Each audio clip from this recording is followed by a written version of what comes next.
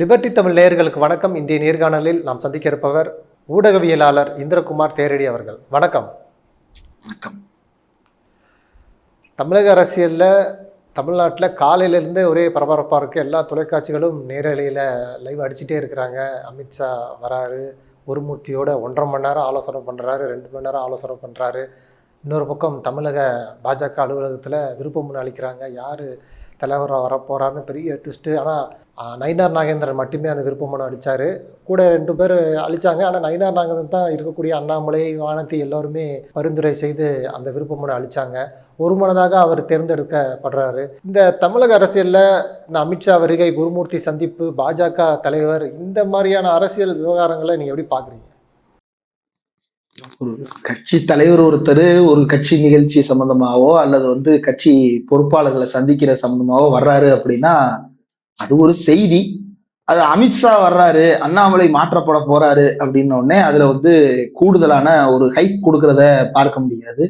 இது ரொம்ப ஆர்கானிக்கா இருக்கா அப்படின்னா இல்ல, ரொம்ப ஆர்டிபிஷியலா சில விஷயங்களை பார்க்க முடிகிறது. காலையில இருந்து கமலாலயத்துல ஒரு பீட்டு, குருமூர்த்தி வீட்டுல ஒரு பீட்டு, ஐடிசி சோலால ஒரு பீட்டு, அதுக்கப்புறம் அவர் போற வழிகள்ல ஒரு பீட்டு அப்படின்னு போட்டு இப்ப பாத்தீங்கன்னா இதுதான் அமித்ஷா வர்ற பாதை, இதுலதான் அவருடைய கார் வரப்போகிறது, அந்த கார் இந்த ரோட்டின் மீது அப்படியே வரப்போகிறது, பின்னாலும் முன்னாலும் பல கார்கள் வரும் என்று எதிர்பார்க்கப்படுகிறது அப்படின்னு சொல்லிட்டு அது ஒண்ணு. இதுல கூடுதலாக ஹைலைட் பாயிண்ட் என்ன அப்படின்னா, எடப்பாடி வீட்டு வாசல்ல ஒரு பீட்டை போட்டாங்க.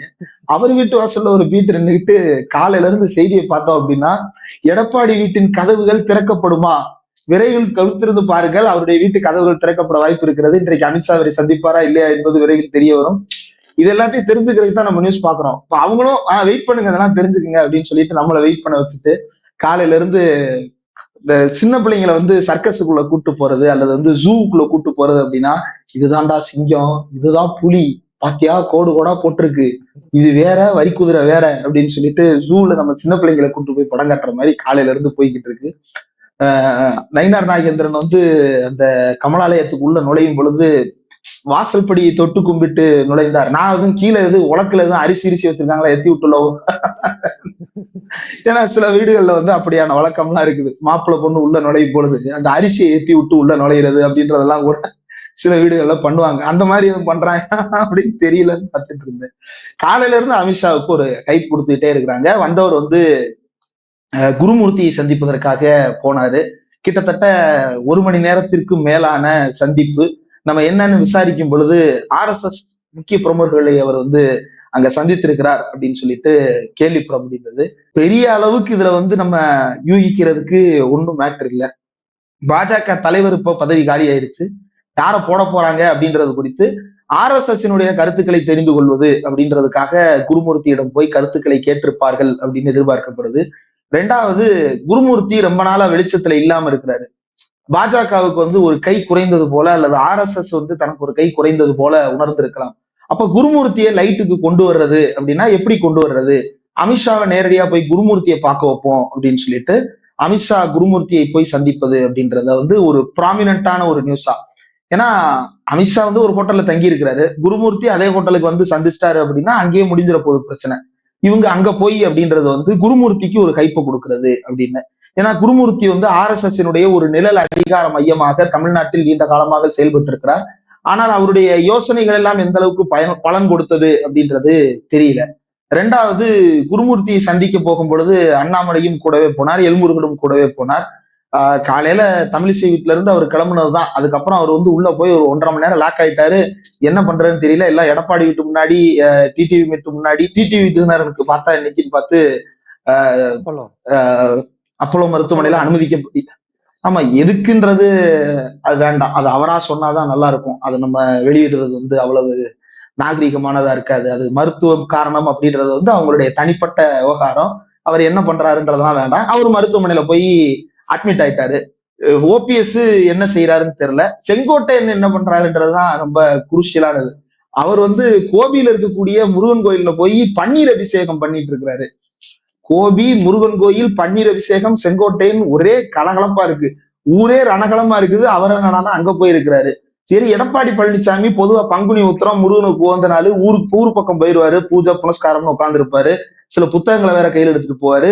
இன்னைக்குன்னு பார்த்தா அவரும் லாங் வீக்கெண்டு ஆனாலும் ஊருக்கு போகாம இங்கேயே இருக்கிறாரு. என்னன்னு தெரியல. அப்போ ஏதோ ஒரு பிளான் பண்றாங்க அப்படின்ற ஒரு உணர்வை நம்மளுக்கு கொடுப்பதற்காக இவ்வளவும் செய்யப்படுகிறது. இது வந்து ஒரு ஒரு பெர்ஃபெக்டான மீடியா மேனேஜ்மெண்ட் ஸ்ட்ராட்டஜி.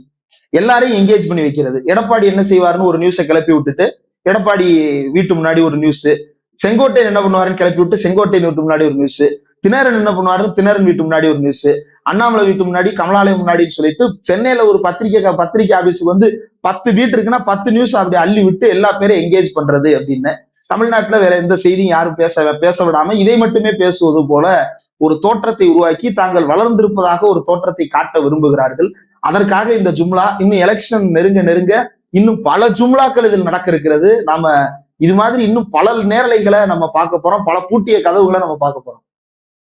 இப்போ குருமூர்த்தியை அமித்ஷா சந்திச்சிருக்கிறாரு. ஏற்கனவே ஓபிஎஸ் சொல்லியிருக்கிறாரு, குருமூர்த்தி சொல்லி தான் நான் வந்து தர்ம யுத்தத்தில் இறங்கினேன் அப்படின்னு சொல்லியிருந்தாரு.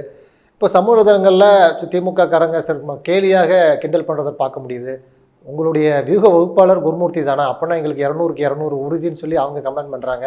ஆனால் ஒருபுறம் அதிமுகவை உடைக்கிறதுல குருமூர்த்தி வெற்றி பெற்றிருக்கிறாரு.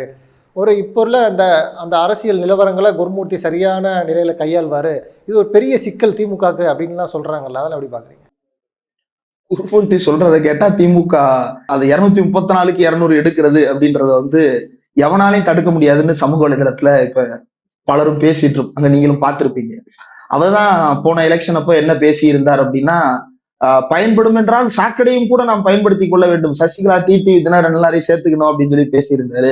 ஆன்மேட் இம்பார்ட்டன்ட் அப்படின்னு சொல்லிட்டு எடப்பாடி பழனிசாமி பற்றி பேசியிருந்தார். ஆனால் எடப்பாடிக்கு வந்த நேரத்தை பாருங்க, RSS குருமூர்த்தி சொல்லித்தான் தன்னுடைய கூட்டணி என்ன நிலவரம் அப்படின்றதே வந்து அவர் உறுதிப்படுத்திக்கிற வேண்டிய நிலைமையில இருக்கிறாரு அப்படின்றதுதான் யதார்த்தம். ஆனா குருமூர்த்திக்கு தமிழ்நாட்டின் அரசியல் நிலவரம் தெரியுமா அப்படின்னா, ஒரு 2 பேரை கம்பேர் பண்ணி பார்க்கலாம். RSSக்கு உள்ள இருக்கிற தமிழருவி மணியன் குருமூர்த்தி, RSSக்கு வெளியே இருக்கிற குருமூர்த்தி தான் தமிழருவி மணியன். கொஞ்சம் குழப்பமா இருக்கிற மாதிரி இருக்கலாம். இந்த 2 பேருமே கிட்டத்தட்ட ஒரு மெகா ஃபெயிலியர்ஸுக்கான உதாரணம். ஷோ காட்டுறது அப்படின்றத தாண்டி இந்த 2 பேருக்கு வந்து 2 பேருமே ஒரு அடையாளத்தை திருடி வைத்திருக்கக்கூடியவர்கள். இவர் வந்து இந்து அப்படின்ற அடையாளத்தை திருடி வச்சிருப்பாரு, அவர் வந்து தமிழ் அப்படின்ற அந்த அடையாளத்தை, காந்தி அடையாளத்தை திருடி வச்சிருப்பாரு. 2 பேரும் இந்த திருட்டு வேலையை பண்ணி கொண்டு அவர் ரஜினிகாந்தை ப்ரொமோட் பண்ணிட்டு வருவாரு, இவரும் ரஜினிகாந்தை ப்ரொமோட் பண்ணிட்டு வருவாரு. இவரும் பாஜக கூட்டணி வலுப்பெறணும்னு உழைப்பாரு, இவரும் பாஜக கூட்டணி வலுப்பெறணும்னு உழைப்பாரு. எப்படி உழைப்பாங்க அப்படின்றத வந்து நம்ம கடந்த கால தேர்தல்கள்லயே பார்த்திருக்கிறோம்.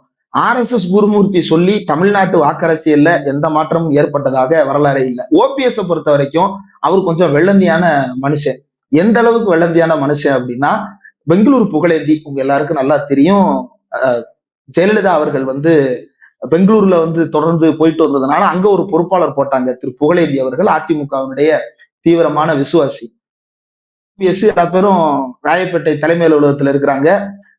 நீங்க முன்னாடி போங்க புகழேந்தி, நான் வந்துடுறேன்னு சொல்லிட்டு எடப்பாடி ரூம்குள்ள போனவரு திருப்பி கார்ல வந்து ஏறுறாரு.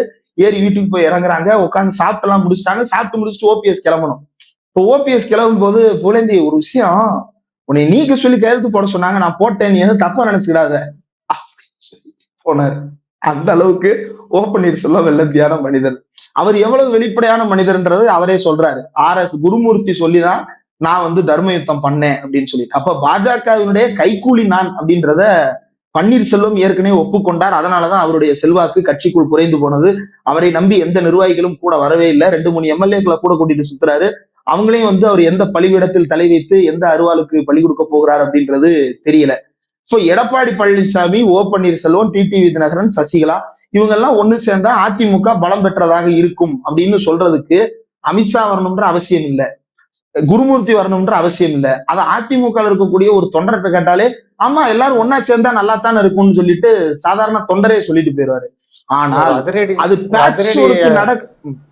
ஒரு அதிரடி அரசியலுக்கு பேர் போனவர், ஒரு உள்துறை அமைச்சர் குருமூர்த்தியை வந்து சந்திச்சு பேசுறாரு, அதுவும் 1.5 மணி நேரத்துக்கு மேல விவாதிக்கிறாருன்னா அவர்கிட்ட எதுவும் சரக்கு இல்லாமலா இருக்கும்? நீங்க அடிதடி அரசியல்னு சொன்னீங்களா இல்ல அதிரடி அரசியல்னு சொன்னீங்க? அதிரடி அரசியல். இல்ல அவர் அடிதடி அரசியலும் கூட பண்ணி இருக்கிறாருன்னு தான் அவர் மேல குற்றச்சாட்டு.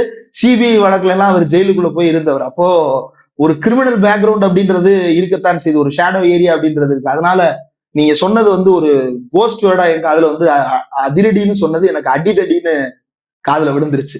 1.5 மணி நேரம் பேசிட்டு வர்றாங்க. இவ்வளவு பெரிய மேட்ரு இல்லாமலா 1.5 மணி நேரம் பேசுவாங்க அப்படின்னா அதெல்லாம் ஒண்ணும் கிடையாது. குருமூர்த்திக்கு கைப்பு கொடுக்கணும். 2வது வந்து தமிழ்நாட்டுல வந்து என்ன பண்றது அப்படின்றத பத்தி அண்ணாமலையிடம் பேசி இருக்கிறார்கள், வானதி சீனிவாசன் பேசி இருக்கிறாங்க, நிர்மலா சீதாராமன் பேசி இருக்கிறாங்க. எங்க பேசியும் எந்த பிளானும் ஒர்க் அவுட் ஆகல.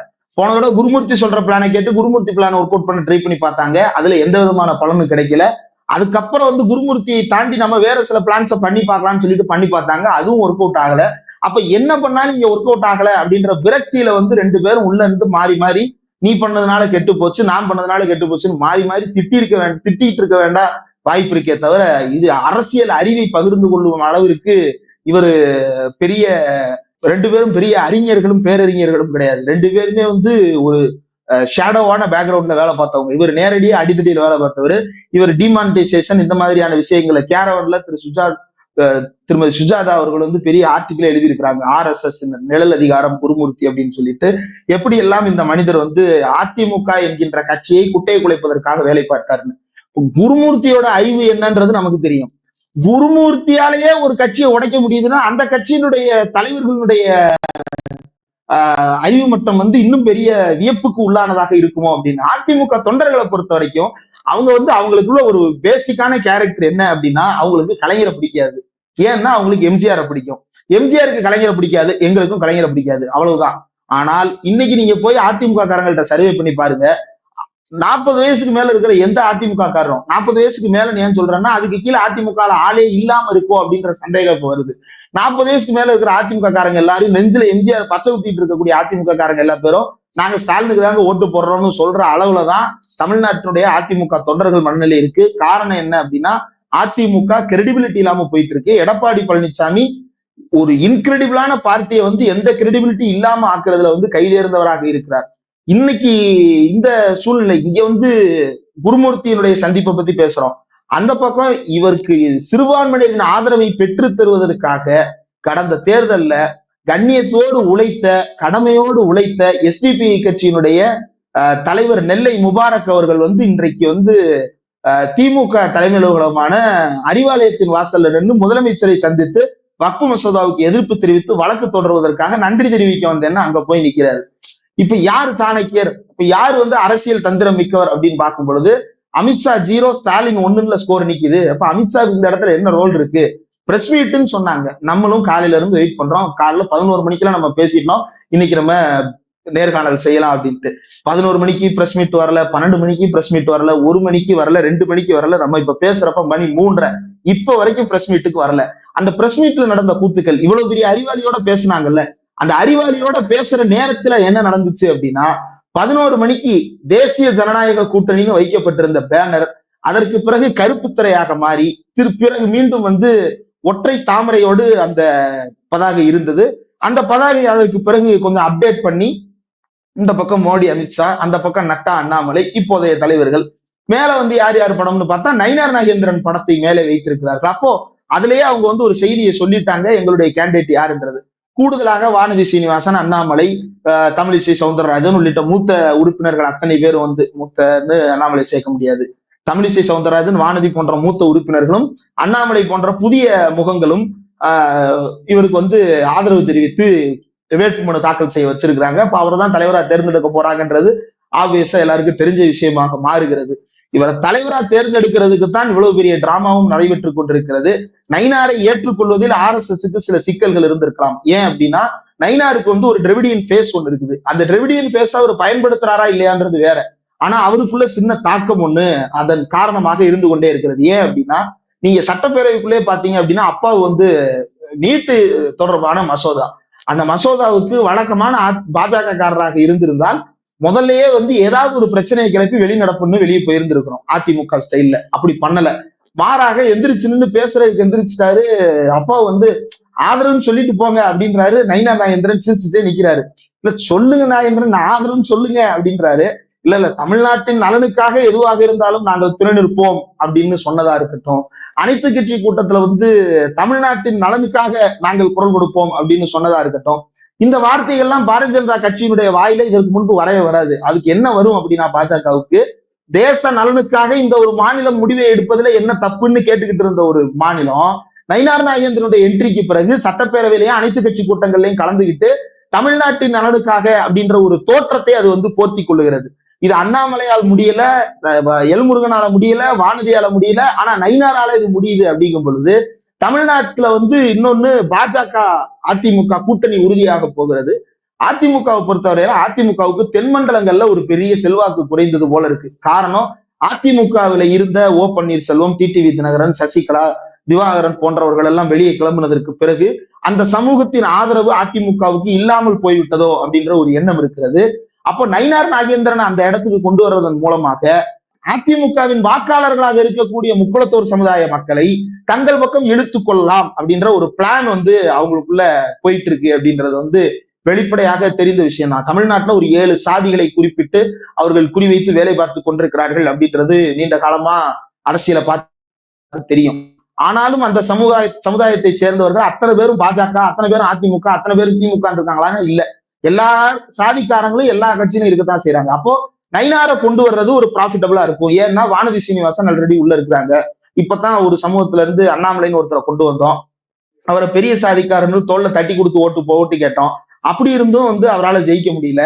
என்ன பண்றது, சரி வேற சமூகத்தை ட்ரை பண்ணுவோம் அப்படின்னு சொல்லிட்டு இப்போ முக்குளத்தோர் வாக்கு வங்கியை குறிவைத்து நயினார் நாகேந்திரனை கொண்டு வர போறாங்க அப்படின்றது கடந்த வாரமே பேசுபொருளாகி விட்டது. அந்த அடிப்படையில இன்றைக்கு நயினார் நாகேந்திரனை கொண்டு வர்றாங்க. நயினார் நாகேந்திரன் வந்து பேக்டோர் டாக்ஸ்ல வந்து வல்லமை பெற்றவர். எந்த பேக்டோர் டாக்ஸ் அப்படின்னா, ஒரு கட்சியில இருக்கும்போது இன்னொரு கட்சியில பின்னாடி அப்ரோச் பண்றது அப்படின்றது வந்து நயினாருக்கு வந்து ரொம்ப பழக்கமான ஒரு விஷயம்தான். அது செக்ரட்டரியேட்டை சுத்தி இருக்கக்கூடிய பலருக்கும் தெரிஞ்ச விஷயம்தான். இப்ப நயினாரை கொண்டு வர்றது பலன் கொடுக்குமான்னு முயற்சி பண்ணி பாக்குறாங்க. அது என்ன கொடுக்குது அப்படின்றத நயினார் வந்ததுக்கு அப்புறம் தான் தெரியும். இப்போ அமித்ஷா அவர்களுடைய அந்த பயணம் பல்வேறு திட்டங்களோட வந்திருப்பாரு. ஆனால் பாதி நேரம் குருமூர்த்தி வீட்டிலேயே செலவு பண்ணிட்டாரு. பிரஸ் மீட்லேயே 1008 குழப்பங்கள், அந்த பேனர் இந்த பேனர் மாற்றி. அமித்ஷா அவர்களோட இந்த பயணம் வெற்றி பயணமா எப்படி பாக்குறீங்க? இந்த பயணம் அவருக்கு ஒரு மகிழ்ச்சியை தந்திருக்குமா? அமித்ஷாவுடைய பயணம் வெற்றி பயணமா இல்லையா அப்படின்றது வந்து பிளான் பண்ணக்கூடிய அளவுக்கு அவங்க அப்படி ஒரு ஷெட்யூல்டு அஜெண்டால வந்து அது ஃபெயிலியர் ஆயிருந்தது அப்படின்னா வேற. ஆனா இவங்க என்ன அஜெண்டால வந்தாங்கன்றதே நம்மள்ட்ட சொல்ல மாட்டாங்க. ஒருத்தர் எதுக்கு வர்றாரு, ஏன் வர்றாரு அப்படின்றத. ஆனா பிரஸ் மட்டும் நம்ம வந்து கேமராவை தூக்கிட்டு அவங்க பின்னாடி சுத்திக்கிட்டே இருக்கணும், என்ன நியூஸ் கொடுக்க போறாங்க அப்படின்றதுக்காக. அவங்களுடைய திட்டத்தை பொறுத்த வரைக்கும் ஒரு நாள் நியூஸ் மேனேஜ்மெண்ட், அமித்ஷா தமிழ்நாட்டுக்கு கவனம் செலுத்துகிறார் அப்படின்னு சொல்லிட்டு பப்ளிக்ட ஒரு பெர்செப்ஷனை உருவாக்குறது, கட்சிக்குள்ள அடுத்த தலைவரை தேர்ந்தெடுக்கிறது அப்படின்றது ஒண்ணு. ரெண்டாவது, தமிழிசை சவுந்தரராஜனுடைய அப்பா அவர்களுடைய மறைவு வந்து ஒரு செய்தியாக வந்து விட்டது.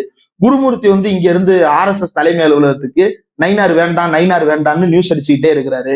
அங்க நாக்பூர்ல இருந்து நயினாரை ஏன் செலக்ட் பண்றீங்க, அவரு திராவிட கட்சியில இருந்து வந்தவரு, அவரையே செலக்ட் பண்றீங்கன்னு நாக்பூர்ல இருந்து ஒரே நச்சரிப்பு. சரி நேர்ல போய் சமாதானப்படுத்திடலாம்னு நேர்ல வந்திருக்கிறாரு. உண்மையிலேயே பிரஸ் சந்திக்கிறது தான் மெயினான மோட்டிவா இருந்திருந்தது அப்படின்னா அவர் முதல்ல பிரஸ் மீட் கொடுத்துட்டு இந்த வேலையெல்லாம் பார்த்திருக்கணும். அப்ப அவர் பிரஸ் சந்திக்கிறது நோக்கம் இல்ல. பிரஸ் சந்திக்கிறதாக வர வச்சுட்டு இவருடைய முக்கியமான அஜெண்டா இவரை குருமூர்த்தியை வந்து லைம்லைட்டு கொண்டு வர்றது. அந்த வேலை இன்றைக்கு செய்திருக்கிறார்கள். ரெண்டாவது, பின்னடைவா இல்லையா அப்படின்றத எடப்பாடி பழனிசாமி வாயை திறக்கும் பொழுதுதான் நம்ம தெரிஞ்சுக்கிட முடியும். ஏன்னா என்டிஏன்னு வச்ச பேனரு 11 மணிக்கு வச்ச பேனரு 12 மணிக்கு மாறுது. அதாவது குருமூர்த்தி வீட்டுக்கு உள்ள போகும்போது ஒரு பேனரு, குருமூர்த்தி வீட்டுல இருந்து வெளியே வரும் பொழுது வேற ஒரு பேனரு அப்படின்னு வர்றாங்க அப்படின்னா அப்ப உள்ளுக்குள்ள வந்து வேற என்ன நடக்குது? ஒருவேளை எடப்பாடி பழனிசாமி உண்மையிலே கோவப்பட்டாரா? என்னை பார்த்து இம்பார்ட்டன்ட்னு சொன்ன ஒருத்தரை வந்து எப்படி நீங்க சந்திப்பீங்க, அதை நான் எப்படி ஏத்துக்கிறது அப்படின்னு சொல்லி கோவப்பட்டாரா? ஏன்னா நேத்து நைட்டு 3 மணிக்கு அப்பாயின்மெண்ட் கொடுத்ததா சொல்றாங்க எடப்பாடி பழனிசாமிக்கு. கடைசி நேரத்துல வந்து அப்பாயின்மெண்ட் கேன்சல் ஆயிருக்கு. 2 மணிக்கு ஓ பன்னீர்செல்வத்தை சந்திக்கிறதா சொல்லி இருந்திருக்கிறாங்க, அதை ஆளக்கானோம். அப்போ இப்படி மிட் நைட் மசாலாக்கள் நடத்துவதாக திட்டமிட்டு வந்தவர்களுக்கு யாரு மசாலா அடிச்சாங்கன்றத வந்து எடப்பாடி வாய் திறந்தால் தான் தெரியும். ஏன்னா பிரஸ் மீட்டுக்கு எடப்பாடி பழனிசாமி வரல, அவர் வீட்டு கதவு திறக்கல அப்படின்னு சொல்லிட்டு 8 சேனல் கேமராவும் மொத்தமா எடப்பாடி வீட்டு அந்த வாசக்கதவை வந்து போக்கஸ் பண்ணி நிக்கிறாங்க. உள்ள இருந்து எப்படி எடப்பாடி வெளியே வர்றாரு, என்ன கரை வேட்டி கட்டிட்டு வர்றாரு அப்படின்றத பாக்குறதுக்காக. ஆனா எடப்பாடி தரிசனம் இன்றைக்கு இல்லை. ஆக எடப்பாடி வராதது ஒரு பின்னடைவா இல்லையா அப்படின்றத அதிமுக தரப்பு தான் சொல்லணும். ஆனா எடப்பாடி பழனிசாமி அமித்ஷாவை சந்தித்து வந்ததே வந்து ஒரு பின்னடைவு அப்படின்றதுதான் நெல்லை முபாரக் அவர்கள் அறிவாலயத்துக்கு சென்று முதலமைச்சருக்கு நன்றி தெரிவித்து வந்தது. ஏன்னா அதிமுகவுக்கு இருக்கிற மினிமம் கிரெடிபிலிட்டி வந்து எப்படியாவது இஸ்லாமியர் வாக்க பெறுவது. அதுவே இன்றைக்கு நெல்லை முபாரக்கும் வெளியே போயிட்டாரு அப்படின்னா the last one who believed you left you அப்படின்ற மாதிரி ஆயிடுச்சு.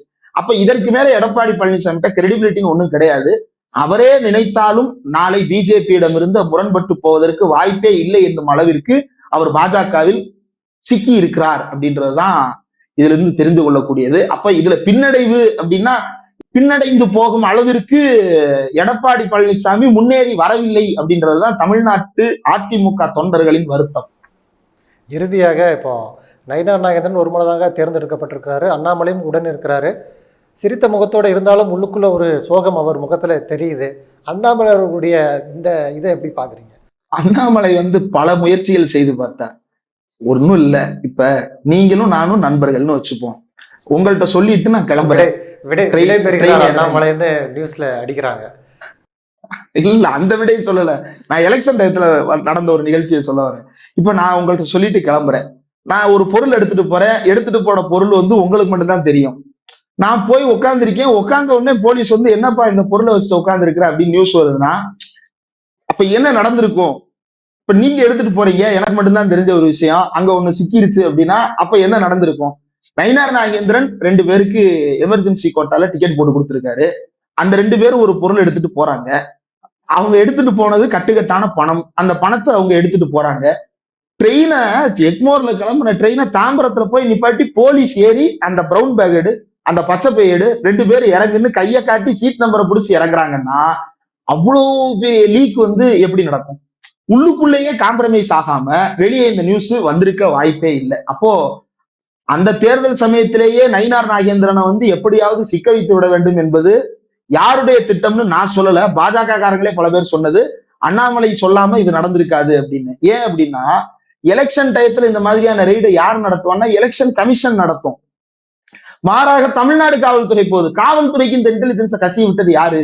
அதிகாரி தேர்தல் ஆணையத்தை தாண்டி அதிகாரிகளை தாண்டி காவல்துறையிட்ட இந்த நியூஸை கொண்டு போய் சேர்த்தது யாரு? அண்ணாமலை வேற அடிக்கடி சொல்றாரு, காவல்துறையில எனக்கு நெருங்கிய நெக்ஸஸ் இருக்கு, சோர்ஸ் இருக்குன்னு. இப்ப சோர்ஸ் உங்களுக்கு தகவல் சொன்னாங்களா இல்ல நீங்க சோர்ஸுக்கு தகவல் சொன்னீங்களா அப்படின்றதுதான் சந்தேகமா இருக்கு. இவர் தான் தகவல் சொல்லியிருக்கிறாருன்றது பல பேருடைய நம்பிக்கை. அப்போ அப்படி நாம ஒருத்தரை பலி கொடுக்க நினைச்சோம்.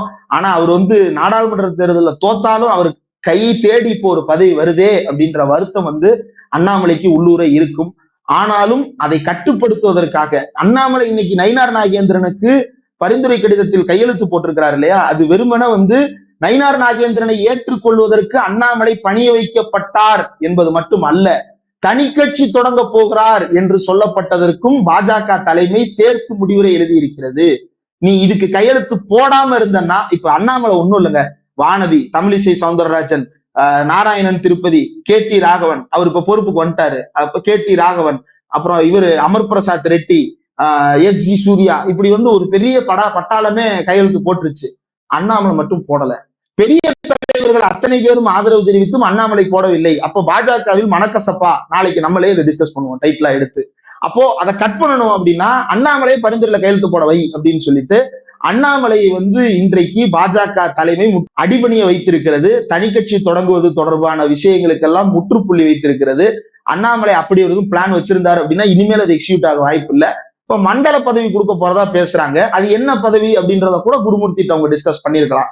ஏன்னா இவர் BL சந்தோஷ் மாதிரியான RSS தலைமைக்கு நெருக்கமான தேசிய அளவிலான அமைப்பு செயலாளர்களோட நெருக்கமான செல்ல பிள்ளையாக அண்ணாமலை டிராவல் பண்ணி இருக்கிறாரு. அப்ப அவருக்கு முக்கியமான பொறுப்பு ஏதாவது கொடுங்க அப்படின்னு சொல்லிட்டு கேட்பதற்காக கூட வந்திருக்கலாம். அது என்னன்றதை டிஸ்கஸ் பண்ணி இருந்திருக்கலாம். அதை விரைவில் நம்ம எதிர்பார்ப்போம். நன்றி தோழர். நிறைய தகவல்களை நேயர்களுக்கு சொல்லியிருக்கீங்க. உங்களுடைய நேரத்துக்கு மிக்க நன்றி.